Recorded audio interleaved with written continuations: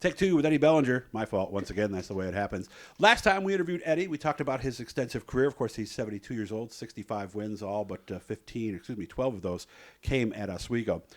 As we had our last conversation, I pay attention to the comments on the YouTube page, and the one guy was going, man, you missed a lot of opportunities here. So Eddie and I were trying to figure out some things that you guys might want to know. First of all, how we doing? Good. Good. It's fall day here on a Wednesday. 1983. And I asked a lot of people since then, too, because I've had a lot of time to think about this, and they talk about you. They talk about Classic in 83. Is that what you hear most about from fans? Today, yeah. Probably today it's one of the most things that people bring up when they talk about the old races. And you were fourth with one to go, and you won? How does that happen? Well, we were right at the end of the race. We were all together, and Conium, he was third. He tried to go around the outside, but he got washed up into the blue stuff there, and that's how I got by Conium, because he was out high, and I just was able to get under him.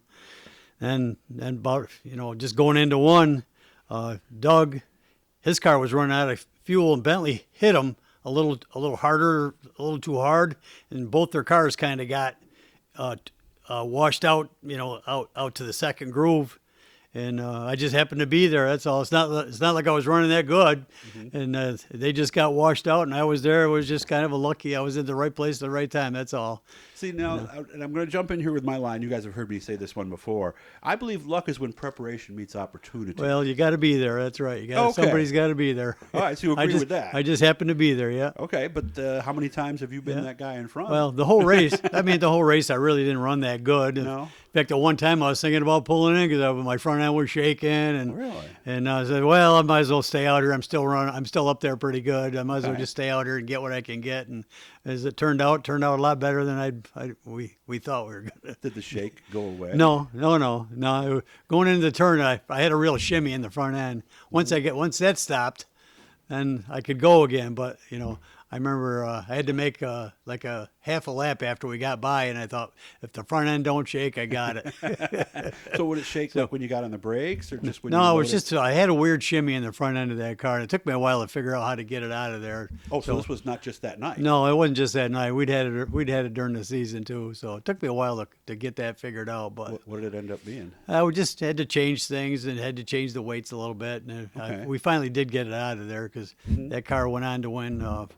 That car went on to win a couple more classics too. But. Okay. The other one that a lot of people talk about is 1994, and I think we referenced this with your son talking about the championship night, Bellinger against Abel, but it was you and Pat this time. Yeah. That was probably one of the. If somebody wants to watch a good race, that was probably one of the best races that you could go watch in a film, an old film that there is really. Why? Well, I had actually started up near the front. I don't know. I forgot where we started, and we had the lead. We led most of the first half, I guess, didn't we, Brandon? I think I think we pulled in leading the feature, went in and changed the tire. Oh. Of course, when we came back out, there was still 23 guys running, so we had a long way. We still had a long ways to go. A lot of times, when you get near the back of the classic, there ain't that many cars, but this time there was. There was a lot. It was early still, right? Well, it was like 123. Oh, so you got to go. It was like lap 123 or something like that. So we had a long ways to go and didn't have that far, that long of a time to get there. Mm-hmm. And we just made our way to up to second pretty easy. Pat Abel was leading and he was going good. Yeah. He was really my main competition. If it weren't for me, he definitely would have won because he was going darn good. Huh? Okay. So him and I, it was a struggle. In fact, I got by him once, and then he got by me, and I got back under him. It was a pretty good battle there at the end, but luckily I ended up in front.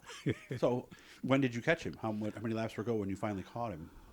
Well, I caught up to him, with about 10 laps to go or so, something like that, I think. But I really couldn't do a whole lot. He was going good, and then I got him in traffic. That's how I got by him. I got him in traffic, and I was actually good. But then we had another restart, and on the restart I was a little slow getting going on a restart, and he got under me 3 or 4 times, and we banged the wheels a few times. But it really was a good race, probably one of the better races to watch. Okay. So. Okay. What was it like watching your son win a championship this year and It's knowing great. that we had 3 It was generations great. do it? Championships are hard to come by. I don't care how good you are or how fast you are. If you're not steady, you're not going to win one. I won a lot of races, but I really only won one championship Seriously? just because you can't have a blown engine, you can't have a rear end go out, you can't have a crash. Yeah. If all you got to have is one of those weeks, and you're not going to win. Yeah. So he finished every race in the I think he was only out of the top 5 one night. So that's how you win them. Did you have a moment like a week later, a couple of weeks later, maybe later that week, where it all hit you? Oh my God, we did something nobody's ever done before. Well, I just figured, a lot of guys never get a chance to have success, but when you have it, it's a good feeling. Okay. Gonna go back, and I'm trying to think of some of the stuff that you guys would like to know. Toughest competitor you ever raced against? Jeez, I think some of the toughest guys. Oh God, there was a lot of them. There was just a lot of good guys. I don't know. One of the guys we really had a lot of tough races with was Chuck Sipridge. Him and I had a lot of good races, and he was just a good, tough competitor. And in fact, at one season, it was one summer. I can't tell you the year it was now, but either he was going to win or I was going to win, depending on who got to the front first. You look it up at the board. Have they always had that board down in turn 1 with the numbers? They on it? had a board, but it wasn't that one. It was okay. a different one. It was Okay. an old original one. But you could still tell who was behind you. Yeah, you Okay. could still tell. Yeah. All right. So who would you see behind you where you'd go, uh-oh, I got. Well, back in my days, I mean, I go back in there with Champagne and all those guys. I mean, you always had to worry about him. I mean, he was, there was nobody, any better than he was. Okay. Wildest driver where you might not know where they're going to go. And this could be someone like early in the career, because I think a lot of people get that way early and then they smooth out later. Was there one who maybe took a little longer to get it than somebody else? And if you don't want to answer, it's okay. There was a few guys. There was I don't know. One of the guys that comes to mind was it Downtown Jim Brown? Yeah. That's what they used to call him. I don't know. Somehow he always had a magnet to get into the crash, even if it was half a lap later. I don't know. Okay. This is what I used on my season reviews a few years ago. Let's say something were to happen, and for some reason you couldn't drive that week. And I'm going to go any point in your career. You need somebody in your car that's going to drive it hard but not wreck it. Who would you pick? I'd probably put Chuck Sipridge in my car. He would be the one. Okay. Yeah. All right. Is there another couple maybe that you would do? And of course, you know what the next follow-up's going to be. So. I got to think about that one for a second. Okay. All right. So who wouldn't you put in your car outside of Phyllis? Because I know she drives the corners too hard and tends to get the car loose. But outside of that. I don't know. I got to think about that one too. Okay. All right. All right. Well, we'll give you another second or two. But things are good. Your health is good. Oh, Business yeah. is good. Yeah. Everything's good. I've always been a lucky guy. All Yeah. right. Well, never luck, right? Fortunate, right, is the way I like to look at it right there.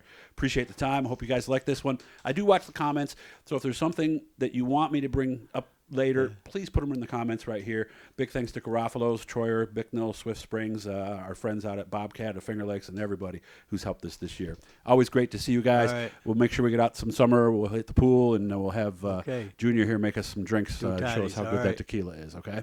Okay. Good to see you. All right.